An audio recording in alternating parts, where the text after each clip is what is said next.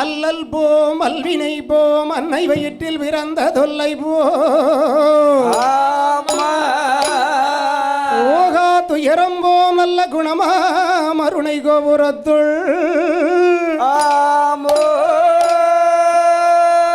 வீற்றிருக்கும் கணபதியை கைதொழுதாக்காலே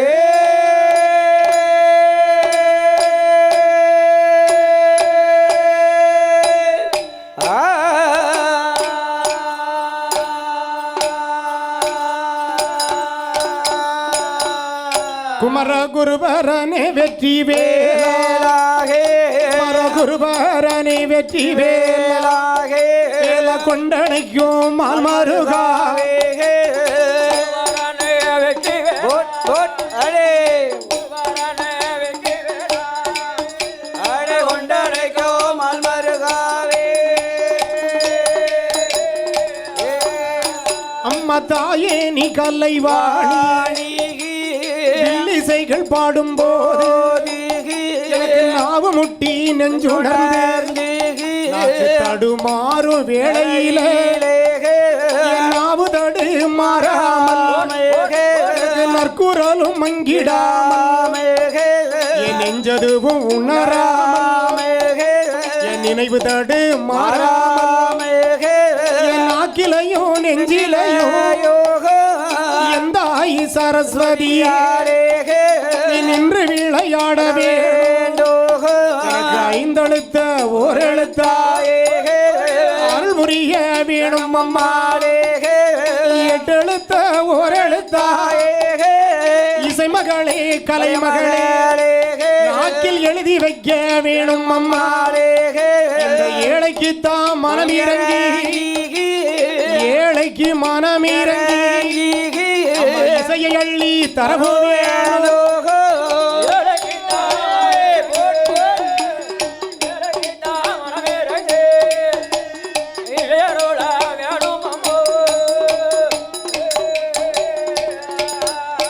அம்மா மலை மகளே சக்தி கலை மகளே கலை மகளே மலையரசனோட திருமகளே சக்தி கலை அம்மா கலை மகளே மலையரசனோட திருமகளே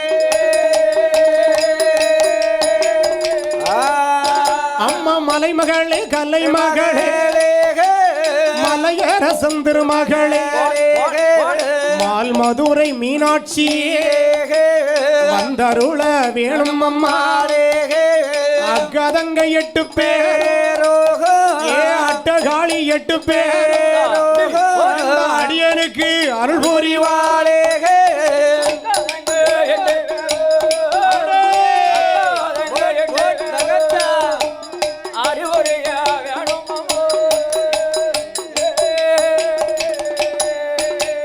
பாடறியன் படிப்பறியேன் பாட்டில் உள்ள வகையறியே வகையறிவே பாடறியா நாளையிலே படிக்க வைத்தாரம்மா பாவோ நான் ஏடறியேன் எழுத்தறியேன் ஏட்டில் உள்ள வகையறியே நான் ஏடறியா நாளையிலே ஏடறியா நாளையிலே என்னை எழுத வைத்தார் என்கோரோ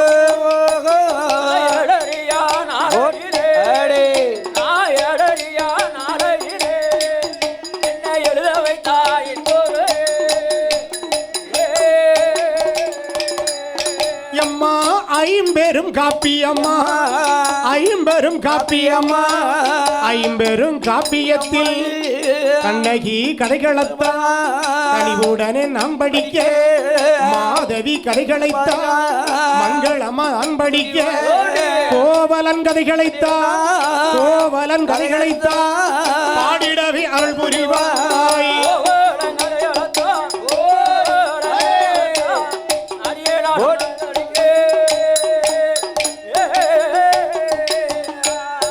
நாட்டிலையும் நல்ல நாடு நல்ல நாடு நாட்டிலையும் நல்ல நாடு நல்ல நாடு நாவலர்கள் புகழும் நாடு புகழும் நாடு சாரல் மழை பொழியும் நாடு பொழியும் நாடு சரமிளகாய் காய்க்கும் நாடு காய்க்கும் நாடு மாதம் 3 மழை போல்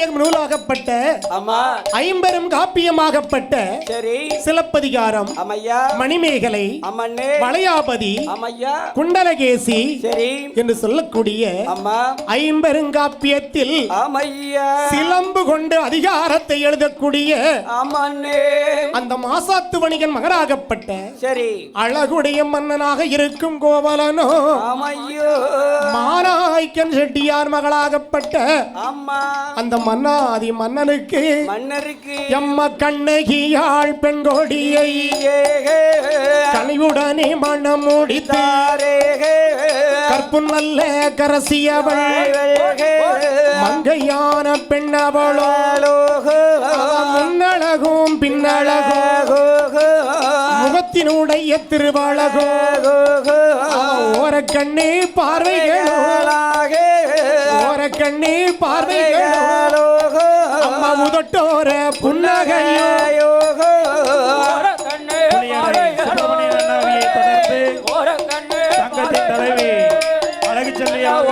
நடைபெறும். இன்னும் 5 நிமிடத்தில் முடித்துக் கொள்வார் என எதிர்பார்க்கப்படுகிறது.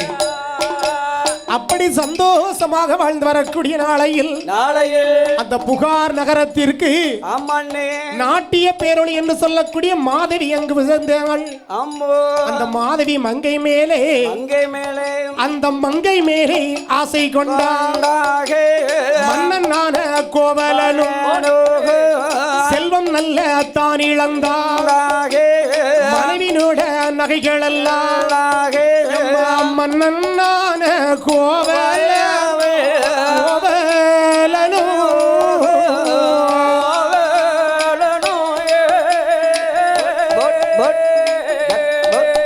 அவே மாதவிக்கு கொண்டு சேர்த்தா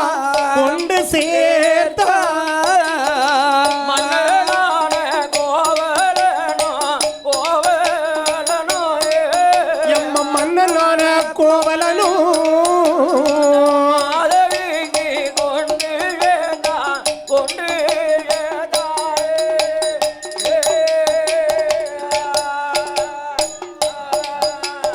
நாட்டிய பேரொழியாக இருந்து வரக்கூடிய மாதவி என்ற ஆடல் அரசிக்கு அத்தனை நகைகளையும் கொண்டு கொடுத்தான் கோவலன்.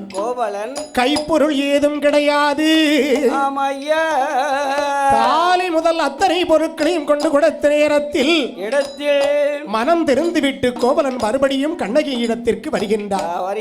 கோவலன் கணவனை ஏசவில்லை, பேசவில்லை. அம்மா கணவனே கண்கண்ட தெய்வம் என்று நினைத்த கண்ணகியோ அம்மா கட்டி வரவேற்றாள்.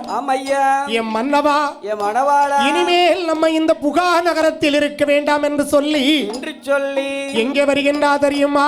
எங்க வருகிறார்கள்? எம்மா நான் நல்ல மதுரை கீதா மன்னனவர் பயணோ மதுரை கீதா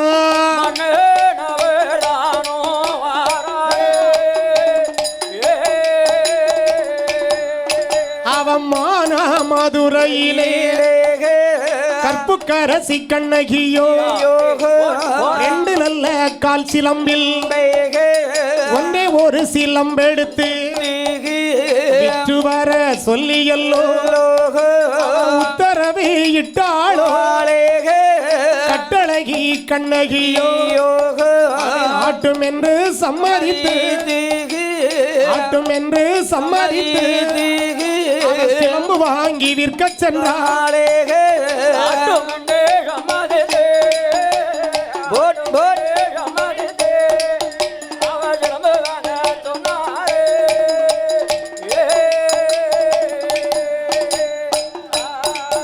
அதாவது தன்னுடைய மன்னனாகப்பட்ட கோவலனிடத்தில் வந்து மன்னவா மானா மதுரைக்கு சென்று நாம் அங்கு இழைக்கலாம் என்று சொல்லி வார்த்தைக்கு கட்டுப்பட்ட கண்ணகியோ கால் சிலம்பி 2இல் ஒன்றை கலட்டி கொடுத்தாள்.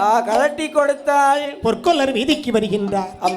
ஒரு சிலம்பெடுத்து அந்த பொற்கொள்ளடத்தில் விலை பேசிக் கொண்டிருக்கும் போது அந்த இடத்திலே பாண்டிய மன்னனுடைய மனைவியுடைய ஒரு கால் சிலம்பு தொலைந்த நிலையில் இருந்தது. அதை யார் அகப்படுத்தி வைத்திருந்தார் என்று கேட்டால் அந்த பொற்கொல்லர் தான் வைத்திருந்தார்.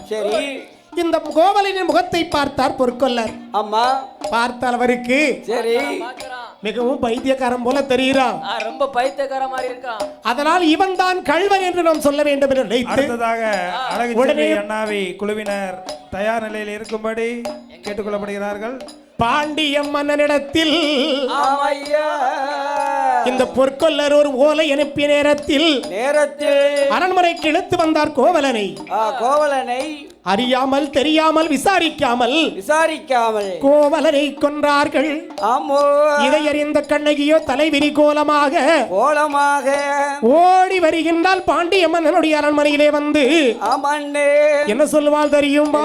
சொல்லுகிறா, ஐயா எங்கனவாராசம் மன்னாவே எனக்கு வாய்த்த பிராணநாதாக உங்களை தான் கொல்வதற்கு என்ன ஒரு காரணமோ அறிய வேணும் என்று சொல்லி கொற்றவை போல எல்லோ கொற்றவை போல எல்லோ கையில் ஒரு சிலம்போடி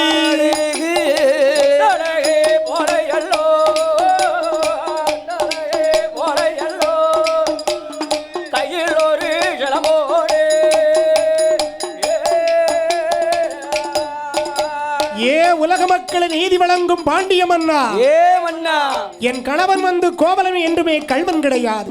கள்வன் கிடையாது. என் விசாரிக்காமல் என் கணவனை கொண்ட காரணத்தை உங்களுக்கு நான் ஒரு தீர்ப்பு வழங்க வந்திருக்கின்றேன். மதிகெட்ட மன்னா, என்னுடைய கால் சிலம்பில் 2இல் 1 என்னிடத்தில் இருக்கிறது. என் கால் சிலம்பில் மாணிக்கங்கள் பொறிக்கப்பட்டிருக்கிறது. உன்னுடைய மனைவி இருக்கின்றாளே, அவருடைய பரல்கள் என்ன பரல்கள் என்று கேட்டால் கண்ணகி என் மனைவி காலில் இருக்கக்கூடிய சிலம்புகளிலே முத்து பரல்கள் என்று சொன்னான் பாண்டியன். கையில் இருந்த ஒரு சிலம்பு எடுத்து வீசி எறிந்தார் பாண்டிய மன்னருக்கு முன்னாலே. மாணிக்கம் சிதறி மன்னனுடைய உதட்டிலே போய் ஒட்டியது.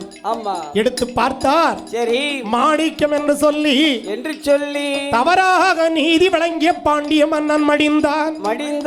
கணவரை கண்கண்ட தெய்வம் என்று இருந்த பாண்டிய மன்னனுடைய மனைவியும் அப்படி இழந்து என் தாயாகப்பட்ட கற்புக்கரசி கண்ணகி 6 மாத காலமாக கணவரை நேண்டி தவம் இருந்து 6 மாத காலம் இருந்து விண்ணில இருந்து இறங்கி வந்த கோபாலன்.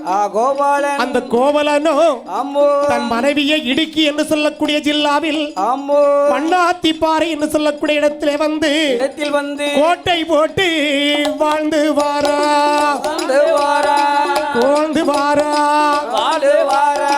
கோவலனோ கண்ணகியோ வாழ்ந்து வாரா.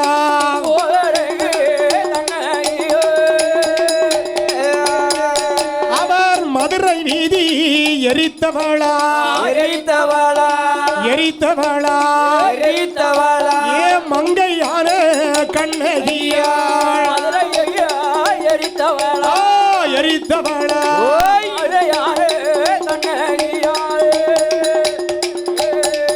அவர் மதுரை நல்ல வாசலில ஏ மங்கை அவள் கொள்விருந்தார் வாசலிலே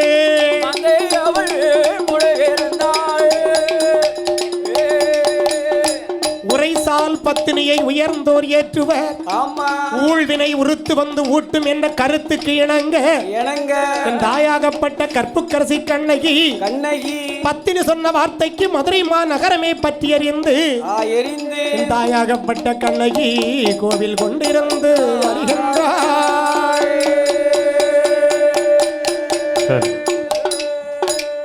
அண்ணாவி அவர்களுக்கு அண்ணன் ஹரிஹரசுதன் மெடல் அணிவிப்பார். அத்தோடு பொன்னாடை அணிவிக்கிறார். கைதட்டுங்களேன்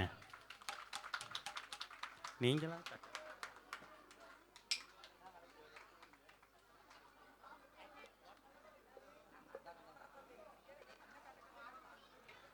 குடவாத்திய வித்துவான் மணியண்ணன் அவர்களுக்கு பொன்னாடை போத்தப்படுகிறது.